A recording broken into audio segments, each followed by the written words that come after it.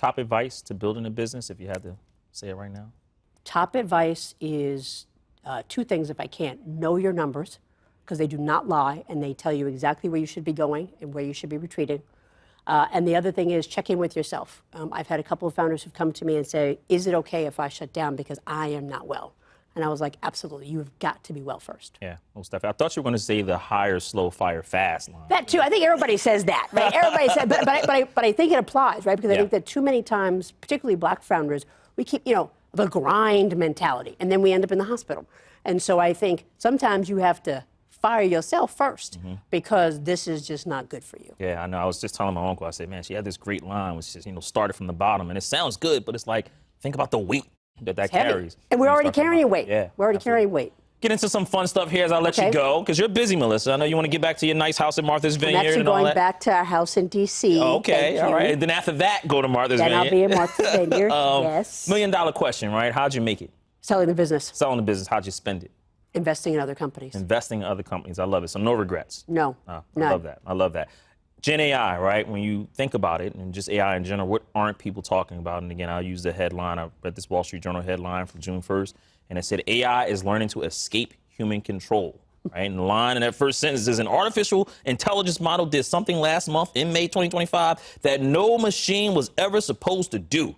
It rewrote its own code to avoid being shut down. When you hear that and you think about AI, what aren't people talking about, and what are you looking at? I think people are talking about it, but not very explicitly. I think what they're not talking about is garbage in, garbage out. We, as a community of people of color, are not controlling what goes in. And so I think it's garbage all the time.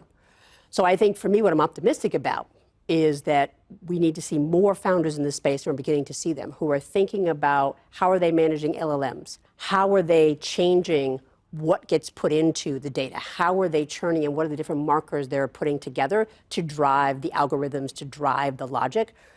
We have a company, black guy, Chris, who started Path AI.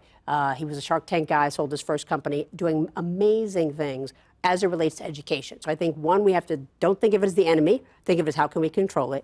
And two, think about where are there industries that actually could allow us to leapfrog that we haven't been able to do before. Yeah, most definitely. Nielsen says Black America's spending power will reach $2.1 trillion by 2026. When you hear that figure, what comes to mind? I wish we were spending it more on black communities. I love it. No disrespect for me. Look around the world. What country, what continent does Melissa Bradley throw her money into right now? Africa. Africa. Why Africa? Technologically advanced.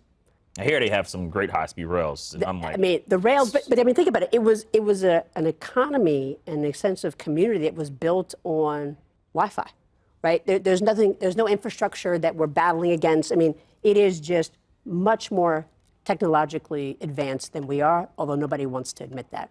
But I also would say, put that aside, look at the massive people that are there, right? Like, 100 million in Nigeria alone or something? So you think about market opportunity, right? It's definitely developing. So you've got lots of market opportunity, and you've got a huge total addressable market.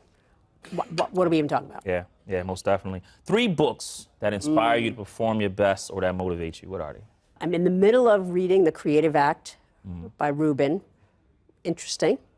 I'm going to sound like a nerd, I loved Outlive by Peter Attia. And then I guess the one that I haven't started, but I'm on my way, is Quit. Quit. What is that? Does it sound... So it's supposed to be helping, and it's important for me, but helping people understand when it's okay to stop. Wow. And I think as I continue to build this new company, and we're going to be training founders, I want to make sure that I am holding them accountable to make sure that they have a safe place to say, I need to not do this and do something else. Yeah.